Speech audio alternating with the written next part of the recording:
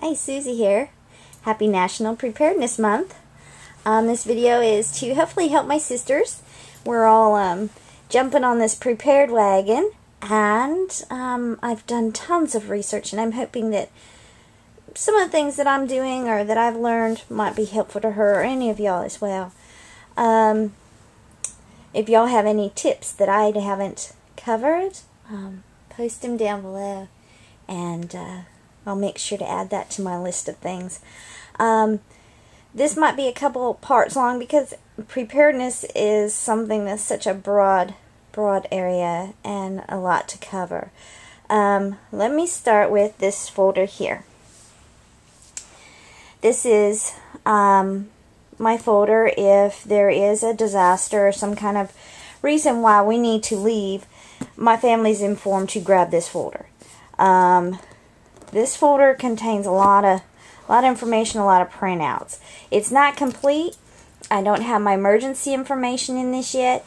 I have a lot of blank page protectors in the back.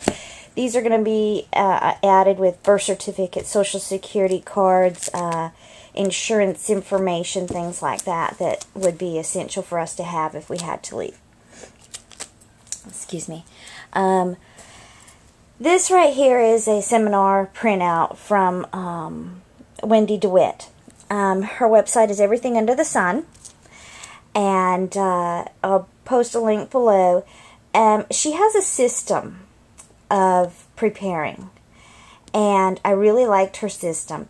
We were raised in the LDS church, and we were taught from very young that we need to prepare and have our stocks and have a year's food supply. Though I was unsure what I would do with all that wheat and all that flour that we were trained to stockpile.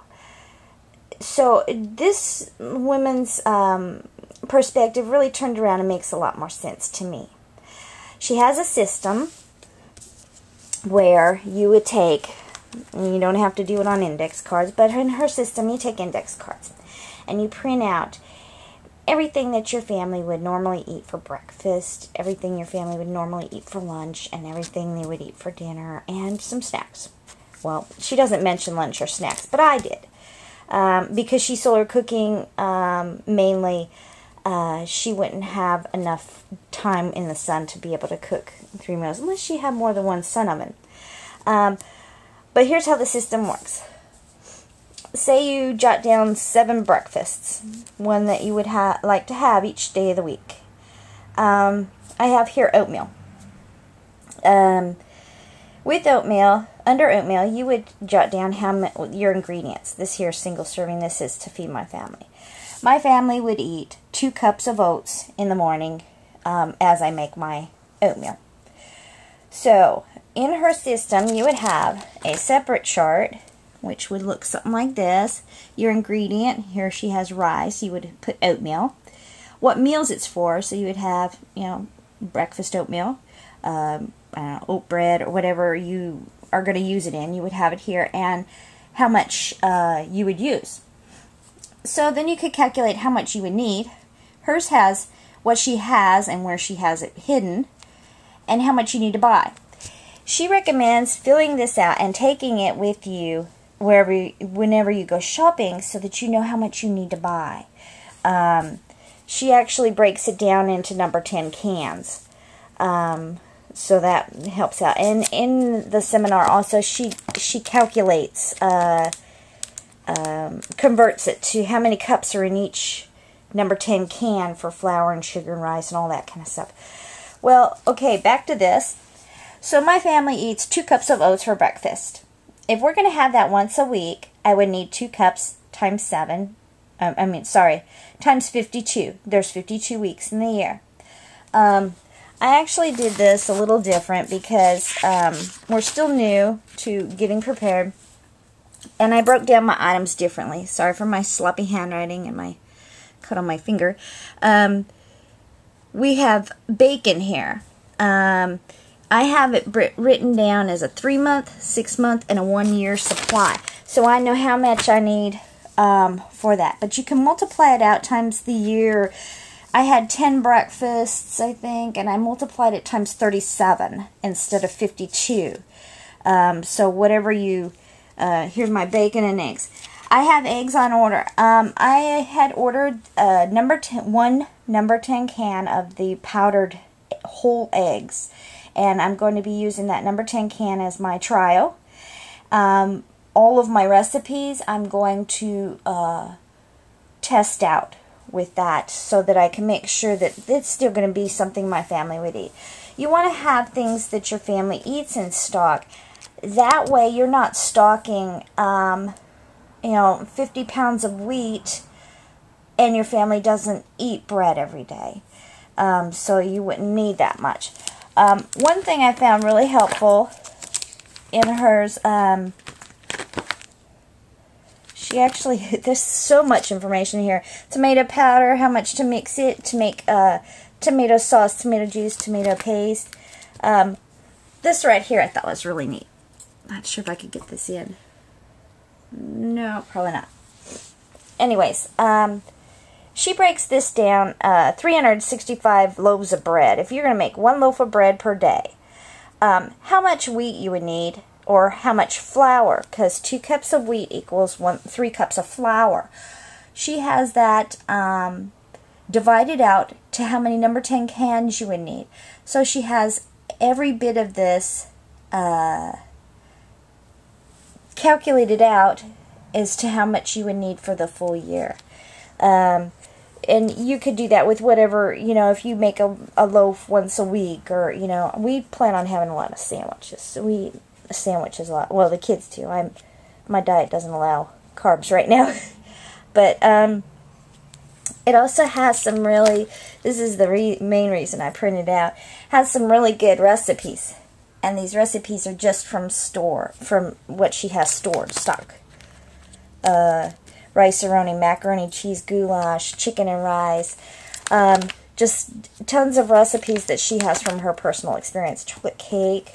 That's another thing. Make sure that you have snacks in your stores, because if something goes wrong and you're very stressed, chocolate comes in handy. Also, in my folder, besides her seminar, if I can get to it, I have recipes that I have printed out online.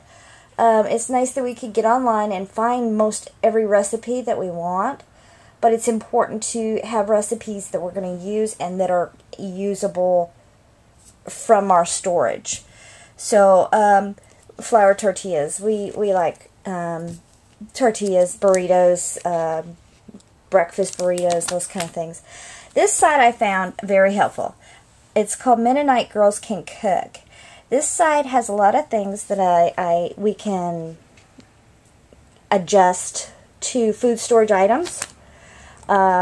This is actually what we're having for lunch. Hamburger and hot dog buns. Though I don't have my multigrain flour, my wheat grinder doesn't get here till Tuesday. I am going to be making a variation of these buns to test out this recipe. Here is my canned chicken that I canned not too long back, and a thing of barbecue sauce that I had in my storage. I'm going to shred the chicken, put the barbecue sauce on it. We're having shredded chicken, barbecue chicken on a bun for lunch today to test out this recipe. And also to test out our chicken. Chicken's on sale again for 67 cents a pound up at H-E-B. So my husband said, let's try out that chicken before we go buying some more. So I have, a lot of recipes in here that I'm testing, things that I've already tested. Then I also have, I skipped all over them. I have family recipes. And this is my emergency area that I'm putting in. And then my receipts in the back. My Tattler lids, I ordered those this morning, and that's my receipt from that. This folder here, I'm kind of jumping around, I think. This is what I've saved throughout the year of recipe throughout my life of recipes. Here's Mom's stuffing recipe. I'm going to be putting this on a printable. This is what Mom photocopied for me. I'm going to put it on a printable page, put it in the other notebook, and that will help out.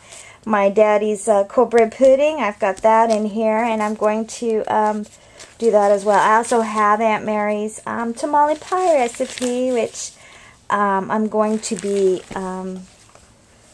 adjusting and adding as well. I'm trying to think if there's anything else I need to go through. And actually, on my list, I do have ramen. My kids love ramen, and we put anything in it. I mean, we'll put, you know, chicken in it. If we've got chicken on hand, we'll put, you know, peas, green beans, corn, any vegetable in it to make it more nutritious. To me, ramen does not have a whole lot of nutrition, but it's got a shelf life. And we add to it to make it a better nutrient meal. Also, on my list, there was something else I was going to go over. Oh, ham. I haven't seen any videos or information on canning ham, and I have recipes that call for ham, and I realized the shelf life on Spam, which tastes very similar to me, is about 3 years.